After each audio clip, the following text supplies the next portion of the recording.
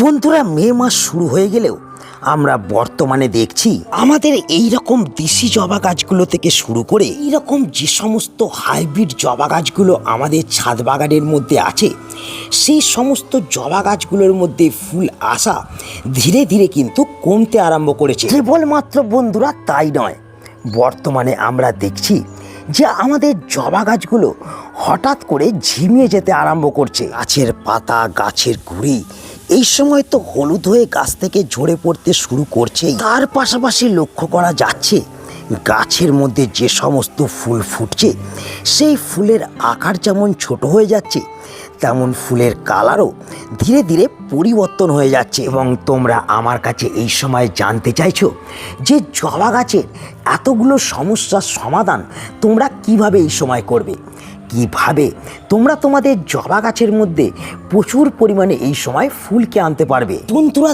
তোমরা কি চাও তোমাদের যে সমস্ত জবা গাছের গ্রোথ এই সময় থমকে গেছে, সেই সমস্ত জবা গাছের গ্রোথকে আবার পুনরায় শুরু করতে? যে সমস্ত জবা গাছের পাতা ও কুঁড়ি হলুদ হয়ে গাছ থেকে ঝরে পড়ছে, সেই সমস্ত জবা গাছের পাতা ও কুঁড়িকে হলুদ হয়ে যাওয়ার হাত থেকে বাঁচাতে? যে সমস্ত জবা গাছ এই সময় হঠাৎ হঠাৎ ঝিমিয়ে পড়ছে, সেই সমস্ত জবা গাছকে সবসময় তরতাজা ও সবুজ রেখে গাছগুলোর মধ্যে প্রচুর পরিমাণে এই রকম ফুলকে আনতে? এবং যে সমস্ত জবা গাছের ফুলের আকার ছোট হয়ে যাচ্ছে, যে সমস্ত জবা গাছের ফুলের কালার বিবর্ণ হয়ে পড়ছে, সেই সমস্ত জবা গাছের ফুলের আকার এবং কালারকে স্বাভাবিক রাখতে? তাহলে কিন্তু আজকের এই ভিডিওটাকে একটু স্কিপ না করে কিন্তু তোমাদের সম্পূর্ণ দেখতে হবে। কারণ বন্ধুরা, আজ আমি এই ভিডিওতে তোমাদের সঙ্গে এমন কিছু টিপসকে শেয়ার করব এবং এমন একটি ম্যাজিক খাবারকে তোমাদের দেখাবো, যে টিপস এবং খাবার এই মে মাস থেকে যদি তোমরা তোমাদের প্রত্যেকটা জবা গাছের মধ্যে অ্যাপ্লাই করে দাও, তাহলে যেটা দেখতে পাবে, তোমাদের জবা গাছ এই সময় ঝিমিয়ে পড়ার হাত থেকে বাঁচবে। জবা গাছ চির সবুজ থাকবে।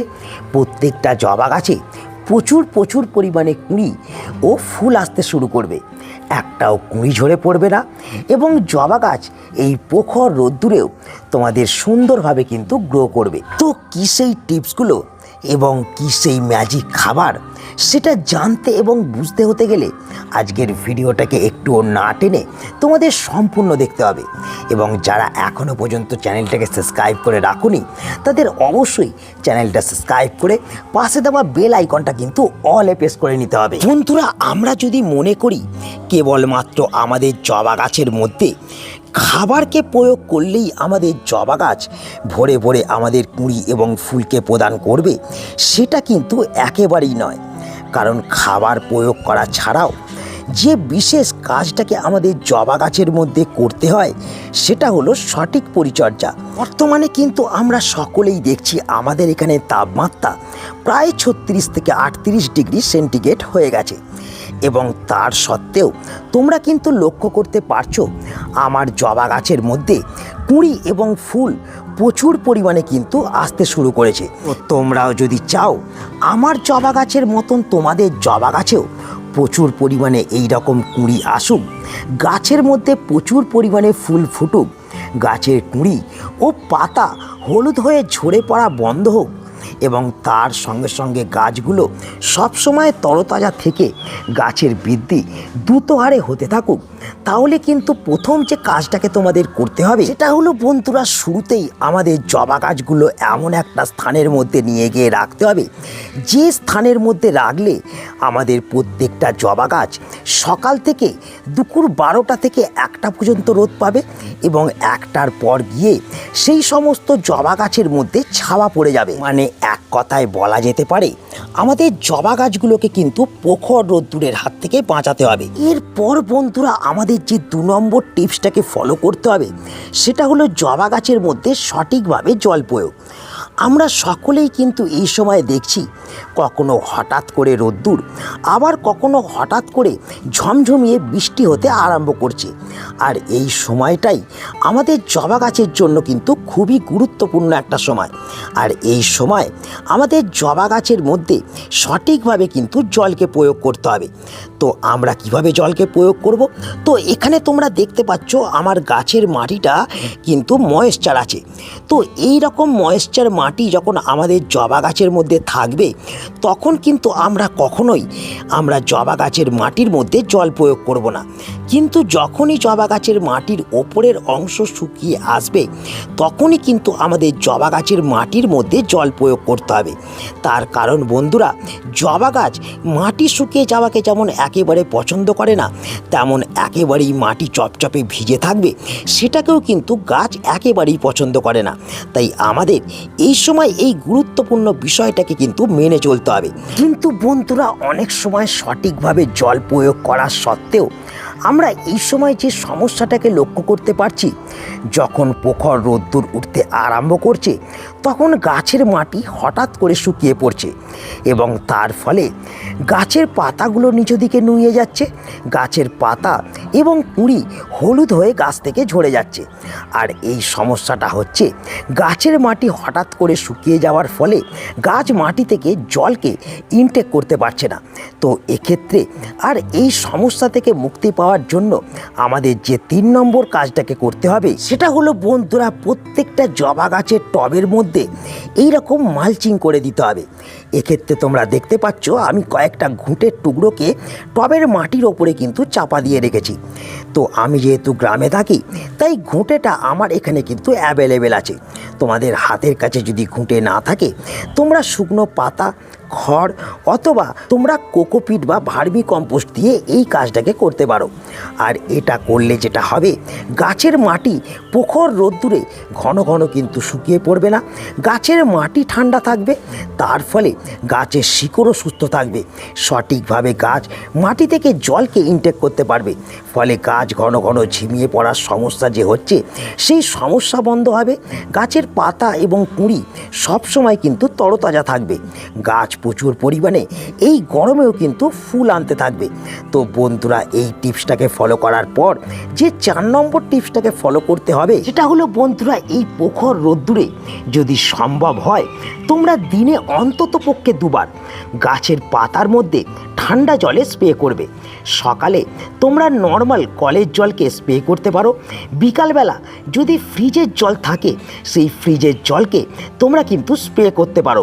এই রকমভাবে দিনে 2 বার যদি গাছের পাতাগুলোকে ঠান্ডা জল দিয়ে এই সময় ধুইয়ে দেওয়া যায়, তাহলে যেটা হবে, গাছের মধ্যে কিন্তু সবসময় একটা আর্দ্রতা বজায় থাকবে।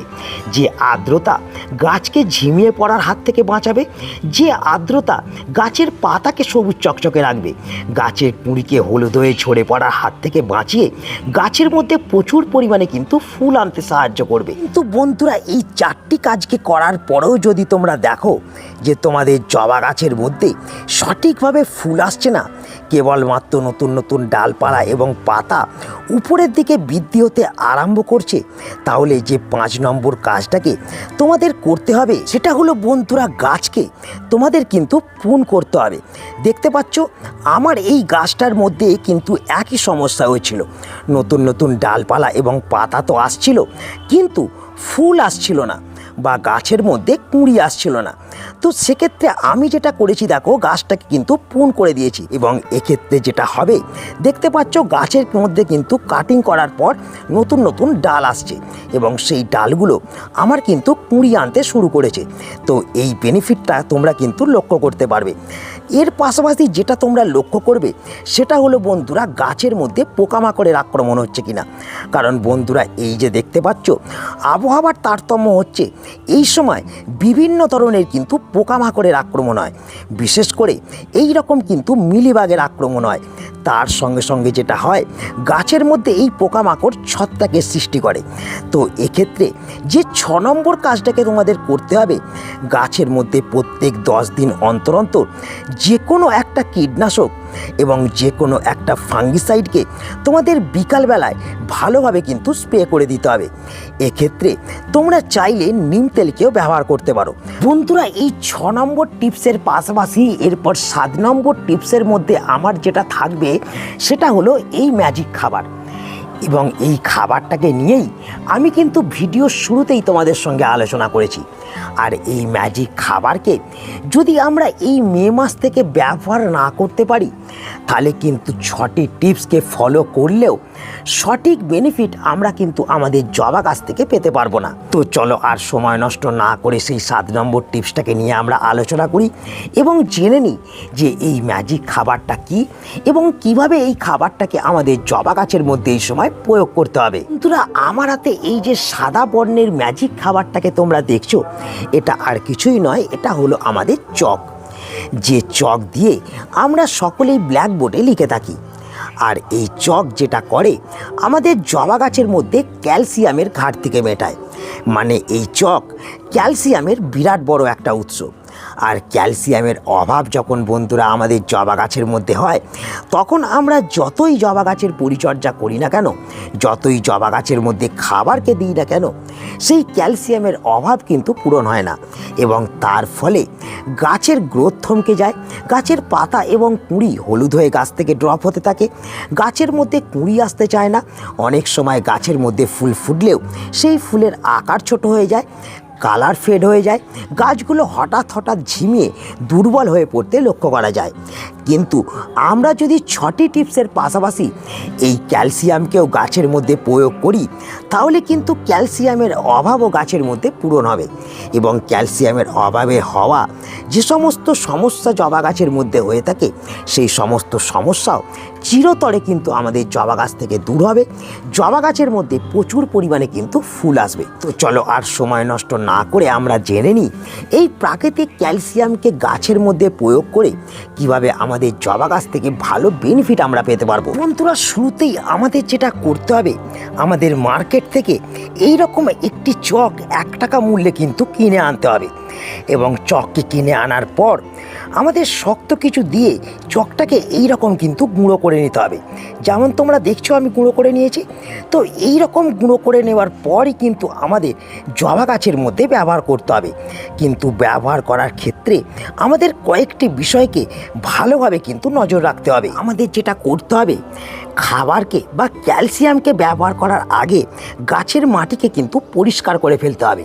গাছের মাটির মধ্যে যদি কোনো প্রকারের আগাছা বা শুকনো পাতা বা নোংরা থেকে থাকে সেগুলোকে পরিষ্কার করে নিয়ে আমাদের গাছের মাটিটাকে হালকা করে খুশে নিতে হবে। আর এই দুটো ব্যবস্থাপনা আগে গ্রহণ করার কারণ গাছ যাতে সঠিকভাবে ক্যালসিয়ামকে গ্রহণ করতে পারে। আর এই রকমভাবে যদি আমরা ক্যালসিয়ামকে ব্যবহার করি তাহলে 1 সপ্তাহের ভেতরেই আমরা ক্যালসিয়াম থেকে কিন্তু সঠিক বেনিফিট লক্ষ্য করতে পারবো। দেখতে পাচ্ছ আমি কিন্তু গাছের মাটিটাকে খুশে নিলাম। এরপর আমাদের যেটা করতে হবে সেটা হলো বন্ধুরা, এই যে দেখতে পাচ্ছ ক্যালসিয়াম মানে চকের গুঁড়ো, এই চকের গুঁড়োকে আমাদের প্রত্যেকটা 10 থেকে 12 ইঞ্চি টবের জন্য 1 চামচের 4 ভাগের 1 ভাগ কিন্তু নিয়ে নিতে হবে এবং নিয়ে গাছের মাটির চারিপাশে সুন্দর করে আমাদের কিন্তু ছড়িয়ে দিতে হবে।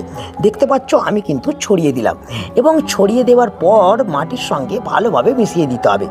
আর এটাকে করতে হবে প্রত্যেক 20 দিনে 1 বার করে। আমরা যদি একবার এই জিনিসটাকে ব্যবহার করে দিই 1 সপ্তাহের মধ্যে কিন্তু এর থেকে আমরা রেজাল্ট দেখতে পাবো এবং তারপর যদি 20 দিনের পর আবার একবার ব্যবহার করে দিই তাহলে গাছের মধ্যে যে সমস্ত কুঁড়ি আসবে সেই কুঁড়িগুলো কিন্তু ঝরে যাবে না, প্রত্যেকটা কুঁড়ি কিন্তু ফুলে পরিণত হবে। কিন্তু বন্ধুরা, এই চক কেবলমাত্র গাছের মাটিতে ক্যালসিয়ামের যোগান দেবে এটা কিন্তু নয়। এই চক যেটা করবে, এই চক কিন্তু আমাদের গাছের মাটি থেকে সমস্ত ধরনের পোকামাকড়, পিঁপড়ে, ব্যাকটেরিয়া এবং ছত্রাককেও কিন্তু ধ্বংস করবে এবং তার সঙ্গে সঙ্গে মাটিকে কিন্তু ফ্রেশ রাখবে, শিকড়কে মজবুত করে তুলবে এই ক্যালসিয়াম। কিন্তু বন্ধুরা, এই চকের গুঁড়ো বা ক্যালসিয়াম গাছের উপকার করবে বলে আমরা কিন্তু ঘন ঘন কখনোই ব্যবহার করতে পারবো না। 20 দিনের আগে এটাকে গাছের মাটিতে প্রয়োগ করা একেবারেই চলবে না। ঘন ঘন প্রয়োগ করলে এই চকের গুঁড়ো গাছের কিন্তু মারাত্মক ক্ষতি করতে পারে, গাছের শিকড়কে কিন্তু নষ্ট করে দিতে পারে। তাই এটাকে মাথায় রেখেই এই ঘরোয়া এবং ম্যাজিক খাবারটাকে অবশ্যই কিন্তু তোমরা ব্যবহার করবে এবং কেমন রেজাল্ট পাচ্ছ তা অবশ্যই কিন্তু আমাকে কমেন্টে জানাবে। তো দেখা হচ্ছে আবার একটা নতুন ভিডিওতে। সকলে ভালো থেকো, নমস্কার।